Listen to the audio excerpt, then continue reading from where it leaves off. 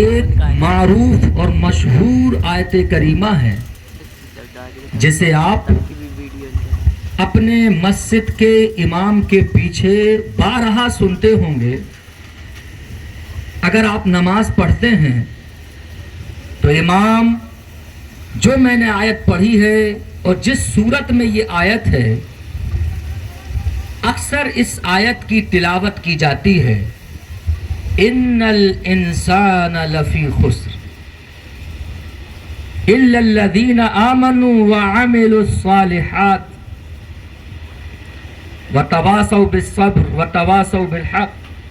یہ قرآن کی جو آیت ہے، اسے آپ اپنے امام کے پیچھے بارہا سنتے ہیں، لیکن قرآن کی اس آیت میں امت مسلمہ تک اللہ اپنے بندوں تک کون سا پیغام پہنچانا چاہ رہا ہے، کون سا فلسفہ آپ کی زندگیوں سے اسے آشنا کرنا چاہ رہا ہے، کون سا راز ہے جو راز اللہ آپ کے ذہنوں تک پہنچانا چاہ رہا ہے، وہ راز ابھی تک نہ آپ نے سنا ہے، نہ ہم نے اور آپ نے سننے کی کوشش کی ہے۔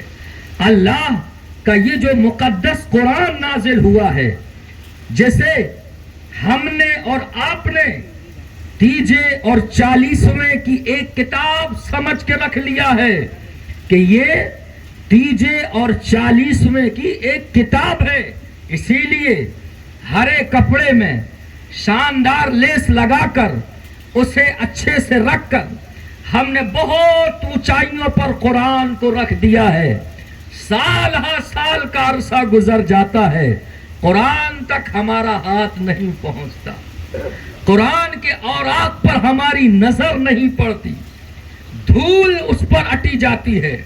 قرآن رکھا ہے، روزانہ فریج صاف ہو رہا ہے، روزانہ ٹی ویوں کے چہرے صاف کیے جا رہے ہیں، روزانہ موبائلوں کے چہرے صاف تو ہو رہے ہیں، لیکن اللہ نے مسلمان قرآن آقا کو 23 سال کی مدت میں ملا تھا اور تمہاری رہنمائی کے لیے ملا تھا، زندگی گزارنے کے لیے ملا تھا، اس پر دھول اٹ گئی ہے، پتہ نہیں کتنی دھول اٹی ہوئی ہے، لیکن سال بھر گزر جاتا ہے، نہ ماں بہنوں کے ہاتھ پہنچ رہے ہیں، نہ ہمارے بھائیوں کے ہاتھ پہنچ رہے ہیں۔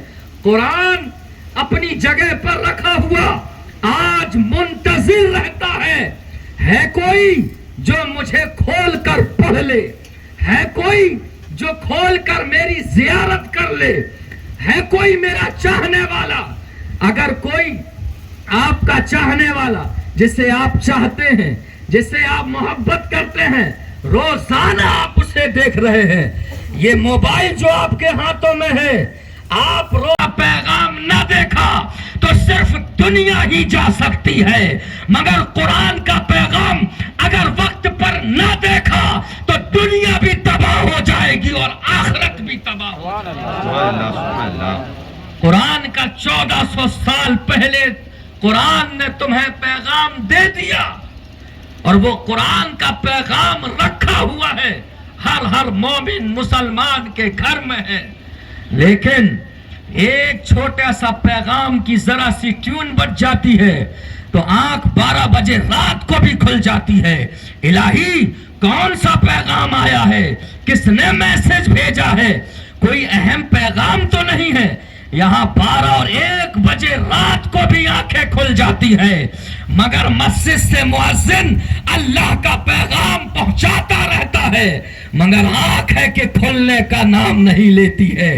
یاد رکھو مومنوں اور مسلمانوں، اللہ کا یہ پیغام جو ہمارے اور آپ کے گھروں میں رکھا ہے، ہم نے روزانہ موبائلوں کو کھول کے تو دیکھا ہے، مگر قرآن نہیں دیکھا۔ یہ جو فیس بک کھسکتا ہے، یہ جو یوٹیوب کھسکتا ہے، ان انگلیوں نے کھسکا کھسکا کر ان ہاتھوں کو جہنمی بنا لیا، جہنمی۔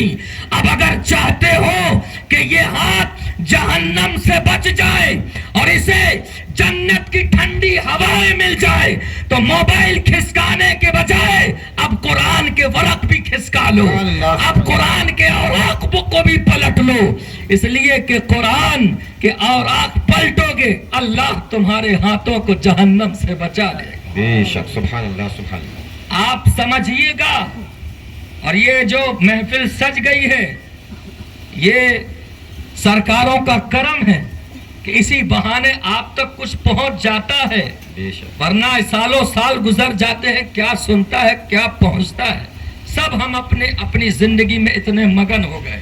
قرآن ہے یہ جو آپ کے گھر پر رکھا ہے۔ آپ کہیں گے مولانا قرآن باپ نے پڑھایا نہیں، باپ نے قرآن پڑھایا نہیں، قرآن کو کیا کریں؟ اللہ اکبر، رب کی رحمت دیکھو، قرآن کا فیضان ہے، کسی کو محروم نہیں کیا، پڑھ لیتا ہے تب بھی محروم نہیں، نہیں پڑھ سکتا تب بھی محروم نہیں، دیکھتا ہے تب بھی محروم نہیں، آنکھوں سے اندھا ہے تب بھی محروم نہیں۔ قرآن کا یہ پیغام ہے، پڑھو گے تو فیضان ملے گا، نہیں پڑھنا آتا ہے تو صرف قرآن کو اٹھا لو، ورق پلٹتے جاؤ، اللہ تمہیں قرآن کا فیضان عطا فرمائے۔ سبحان اللہ سبحان اللہ۔ محبت سے پڑھ کے تو دیکھو، نہ پڑھنا آئے، آنکھ بھی نہ ہو تو جانتے ہو اللہ نے اسے بھی محروم نہیں کیا۔ قرآن چھو سکتا ہے کہ نہیں چھو سکتا؟ قرآن کو صرف محبت سے اٹھا لو، اٹھا کر سینے سے لگا لو، فجر کی نماز پڑھ کے کھول کر بیٹھ جاؤ، صرف قرآن کو محبت سے دیکھو۔ یہ رب کا کلام ہے، رب کا کلام۔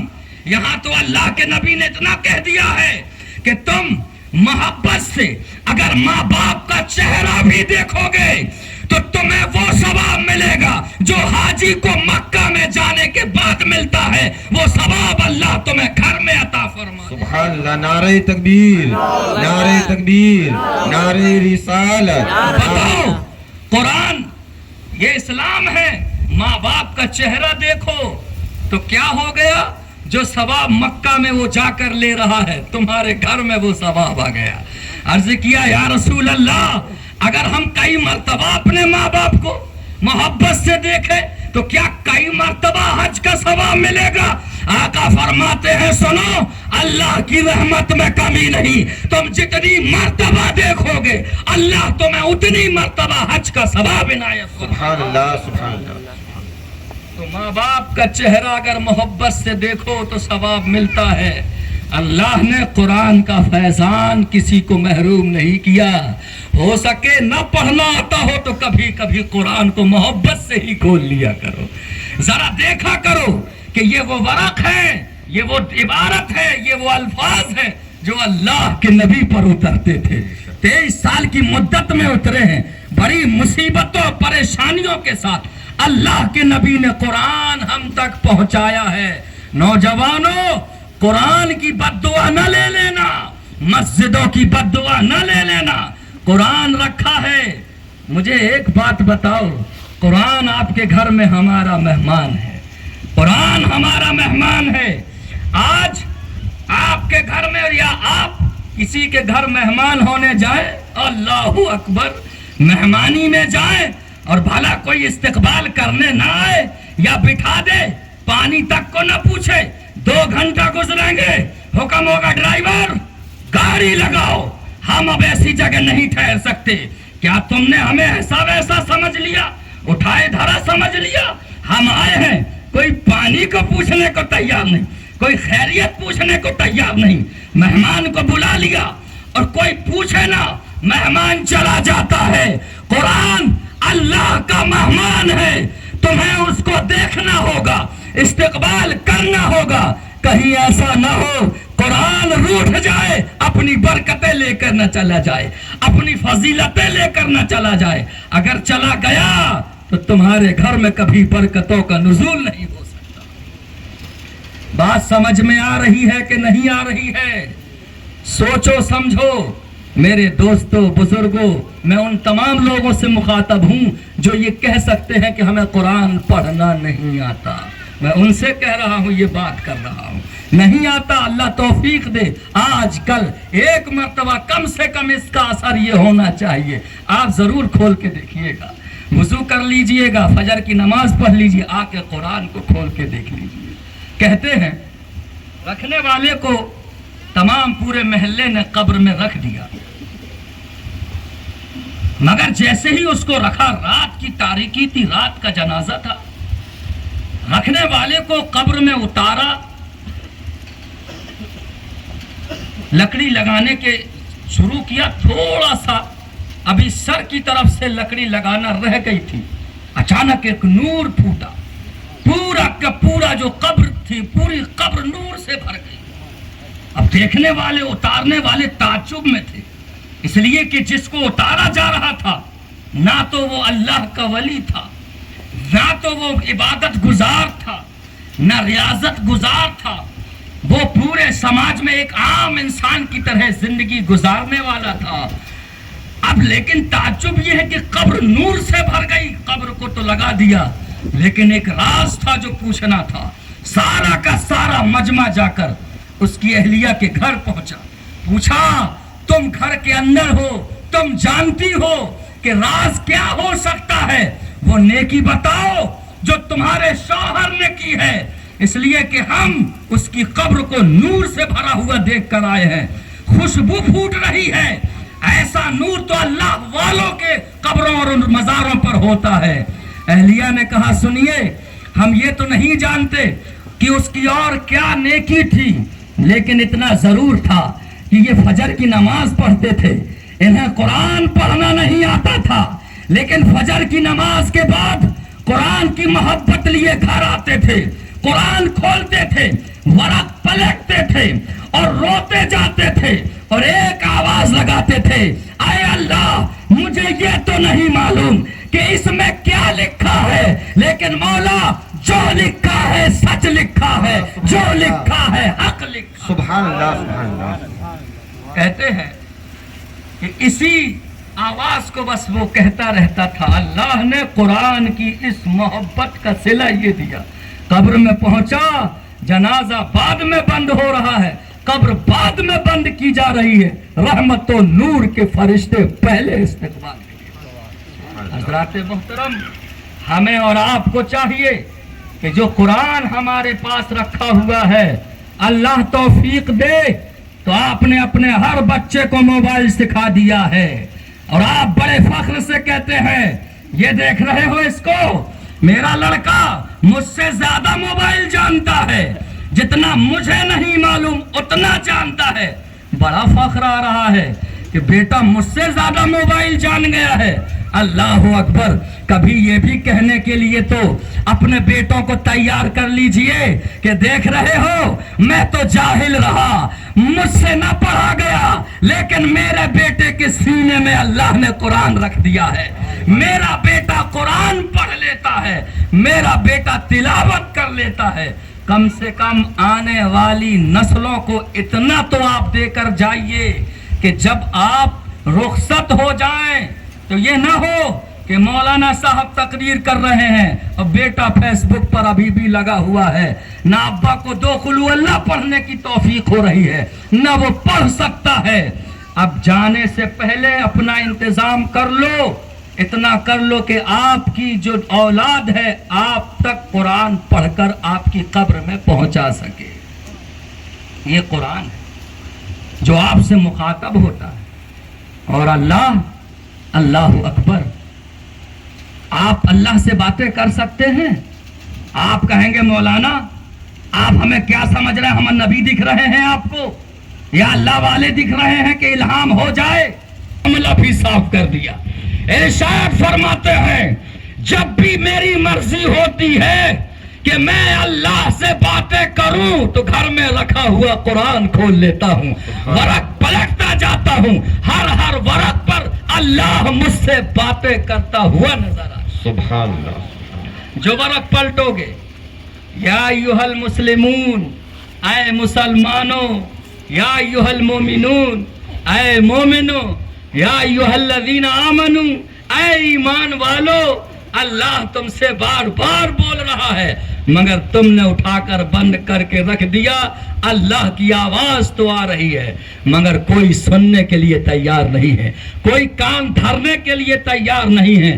قرآن آپ کے گھروں میں ہے، یاد رکھیے اگر قرآن کی اس طرح بے حرمتی ہوتی رہی، کہیں ایسا نہ ہو کہ قرآن کا فیضان ہمارے گھروں سے چلا جائے، اس کی برکتیں ہمارے گھروں سے چلی جائیں۔ قرآن اللہ رب العزت نے اس لیے نازل فرمایا ہے تاکہ آپ اس کو پڑھیں اور ترجمہ پڑھیں اور دیکھیں کہ آپ کا رب آپ سے کیا کہہ رہا ہے۔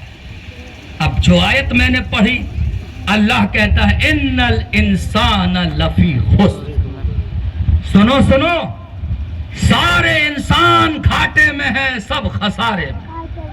کون کہتا ہے؟ قرآن۔ میں آپ سے کہہ دوں آپ گھاٹے میں ہیں، خسارے میں ہیں۔ آپ کہیں گے مولانا تمہیں معلوم نہیں میرا کاروبار کتنا اونچا ہے؟ اللہ کا فضل ہے، 2 منزلہ ہے، گاڑی ہے، گھوڑے ہیں، سب کچھ ہے، کاروبار اچھا ہے۔ آپ کہتے ہیں کہ ہم گھاٹے میں ہیں۔ مولانا آپ کی بات درست نہیں، لیکن قرآن کہہ رہا ہے صرف آپ کو نہیں، قرآن کہتا ہے جتنے انسان ہیں سب کے سب گھاٹے میں ہیں، سب خسارے میں ہیں۔ قرآن کہہ رہا ہے۔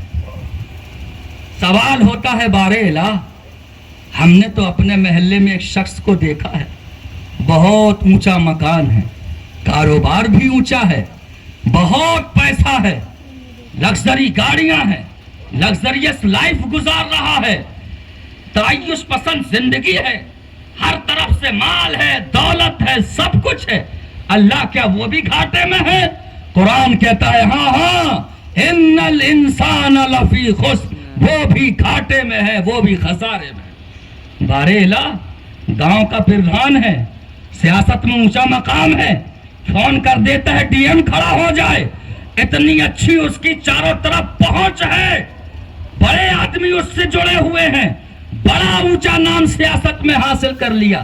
اے اللہ کیا وہ بھی گھاٹے میں ہے؟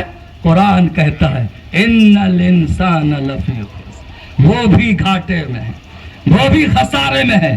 تو یہ اونچے خاندان، اتنا بڑا خاندان ہے کہ اگر کہیں سے کوئی آواز اٹھ جائے، مجال ہے کہ کوئی محلے میں، کوئی گاؤں میں کوئی آواز لگا دے، اتنا بڑا خاندان ہے، اتنے لوگ ہیں، اتنی لاٹھیاں گنی جاتی ہیں ان کی، کیا وہ بھی خسارے میں ہے؟ قرآن کہتا ہے ہاں ہاں وہ بھی خسارے میں، وہ بھی گھاٹے میں ہے۔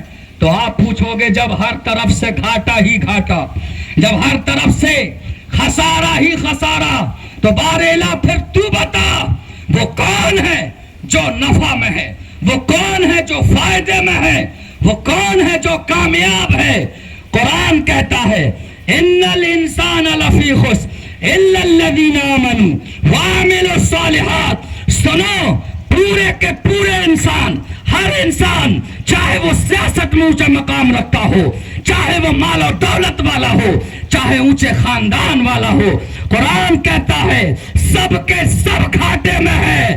اگر کامیاب ہے تو صرف وہ ہے جن کی زندگی ہمارے حبیب کے نقش قدم پر گزر۔ سبحان اللہ، نعرہ تکبیر، نعرہ تکبیر، نعرہ رسالت، نعرہ رسالت، آستانہ عالیہ فقون شریف، آستانہ عالیہ فقون شریف۔ دیکھا قرآن صاف صاف کہہ رہا ہے۔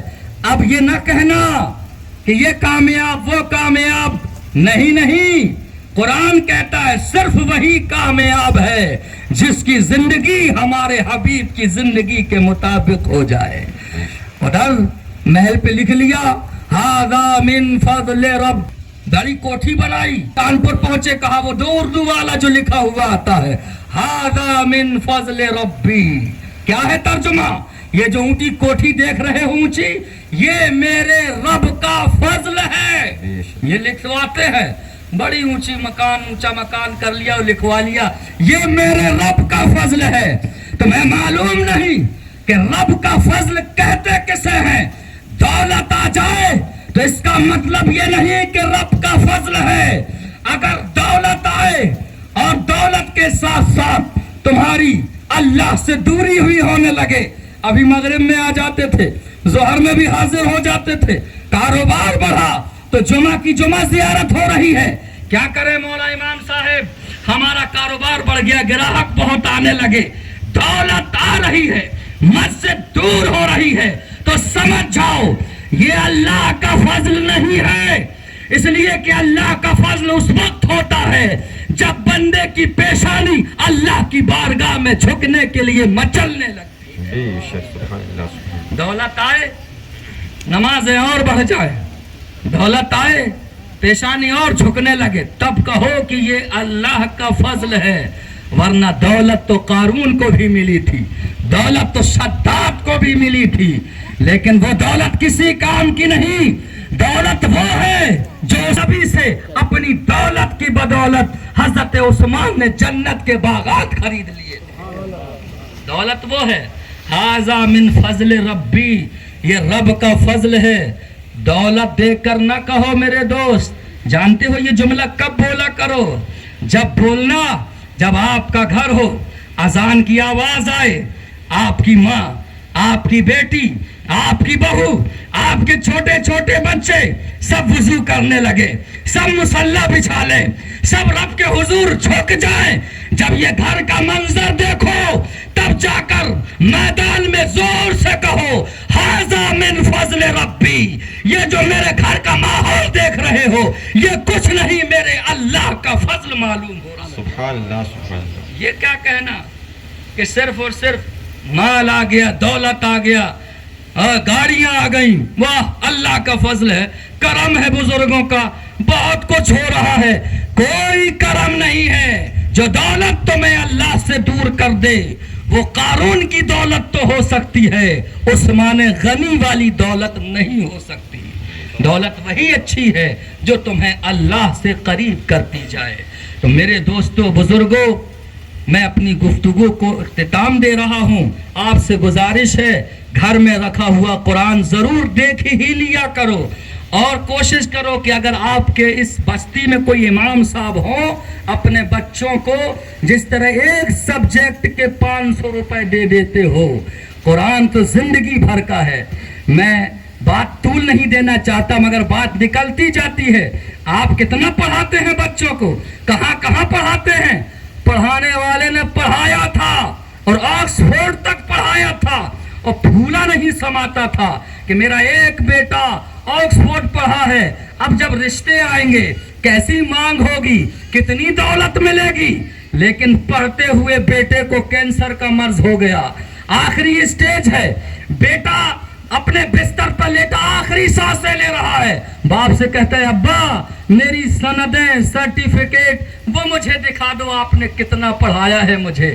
باپ نے سوچا آخری خواہش ہے بچے کی پوری کر دی جائے. باپ سارے سرٹیفکیٹ لے کے آ گیا, ساری سندیں لے کے آ گیا. یہ بی اے کی ہے, یہ ایم اے کی ہے, یہ ایم فل کی ہے, یہ پی ایچ ڈی کی ہے, یہ ایم بی بی ایس کی ہے. بیٹا ساری ڈگریاں.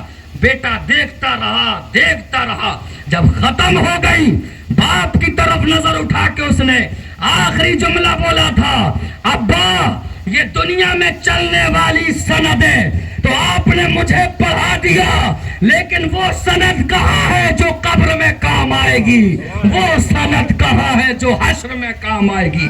باپ کا چہرہ شرم سے جھک گیا کہ بیٹا یہ سندیں امریکہ میں نہیں ملتی ہے, یہ مسجد کے مصلوں پر ملتی ہے. یہ سندیں ملتی ہیں تو مسجد میں سجدے کر کے ملتی ہے.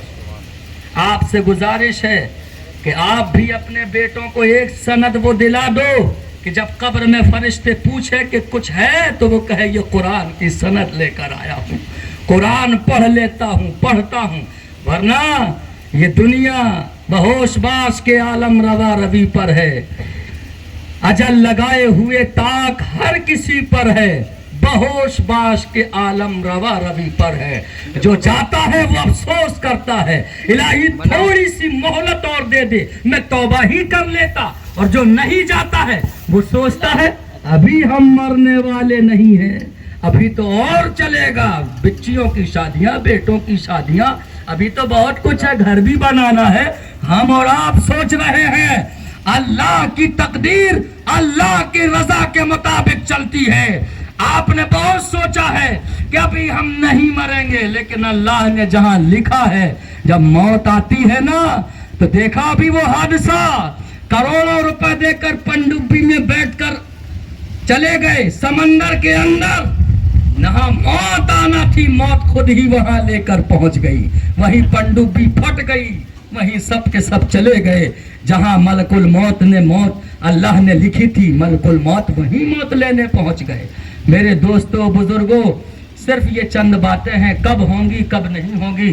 خدا را اب اس دنیا سے، اس رنگین دنیا سے تھوڑی دیر کے لیے باہر بھی آیا کیجئے، سوچا بھی کیجئے کہ اس کے علاوہ ایک اور دنیا ہمارا انتظار کر رہی ہے، اور وہاں نہ ذات اور برادریاں چلتی ہیں، نہ شیخ اور پٹھان چلتے ہیں، وہاں صرف رسول اللہ کی غلامی چلتی ہے، اللہ کی بندگی چلتی ہے، وہاں اس کے علاوہ کوئی کچھ کام نہیں آتا ہے. اللہ تعالیٰ مجھے اور آپ کو سب کو توفیق دے کہ ہم اور آپ اپنی قبر کا رہتے رہتے کچھ انتظام کر لیں، اپنی حشر کا انتظام کر لیں. وآخر دعوانا الحمدللہ رب العالمین. السلام علیکم ورحمۃ اللہ وبرکاتہ. کھڑے ہو کر صلاۃ و سلام پیش کریں.